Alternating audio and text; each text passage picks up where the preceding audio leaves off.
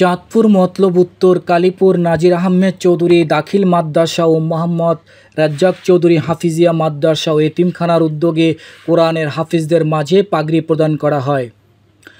গতকাল 14 মার্চ শুক্রবার বিকাল 5টায় সমাজসেবক রাজনীতিবিদ নাসির আহমেদ চৌধুরীর সঞ্চালনায় ও মাদ্রাসার সভাপতি মোহাম্মদ মুজিবুর রহমান চৌধুরীর সভাপতিত্বে উপস্থিত ছিলেন সেতু মন্ত্রণালয়ের যুগ্ম সচিব জনাব বিকারুদ্দৌলা চৌধুরী ভুলু।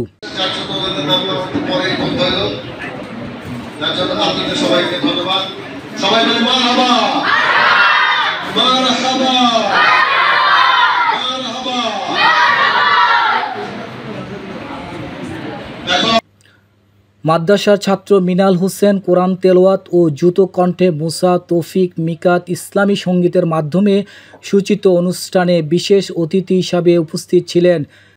সহযোগিতা করার জন্য যারা সহযোগিতা করেছে আমাদের বড় ভাইরা চৌধুরী, রবীন্দ্র চৌধুরী, মুরাদ চৌধুরী, জাফর চৌধুরী, রাজিম চৌধুরী, আমি নাসির চৌধুরী, আমার বোন মেহরুন্নেসা চৌধুরী, কামরুন্নাহার চৌধুরী সহ আমার ভাতিজা যারা ফাজ চৌধুরী অস্ট্রেলিয়াতে থাকেন, উনিও সার্বিকভাবে সবসময় আমাদের এই মাদ্রাসার প্রতি নজর রাখেন এবং সেইটা খেয়াল রাখেন এবং আপনারা সবাই এই মাদ্রাসার প্রতি খেয়াল রাখবেন, এটাই আপনাদের কাছে দোয়া করছি। আল্লাহ হাফেজ।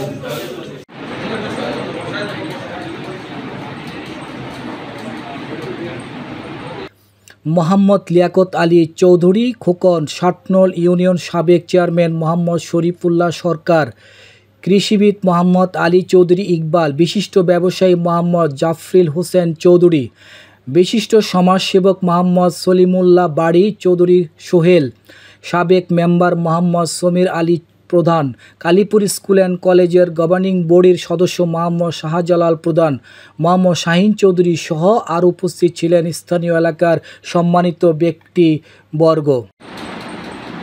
আসলে আমরা আজকে এই রমজান মাসে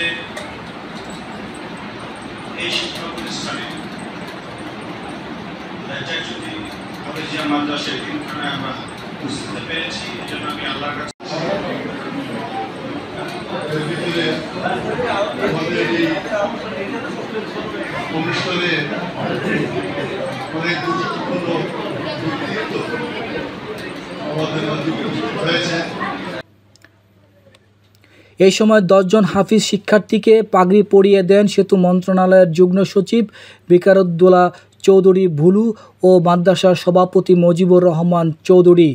পরে মুনাজাতের মাধ্যমে বিশ্ব মুসলিম উম্মাহর জন্য দোয়া করা হয় এবং মাদ্রাসার শিক্ষার্থীদেরকে নিয়ে ইফতার করেন মাদ্রাসার সভাপতি মুজিবুর রহমান চৌধুরী।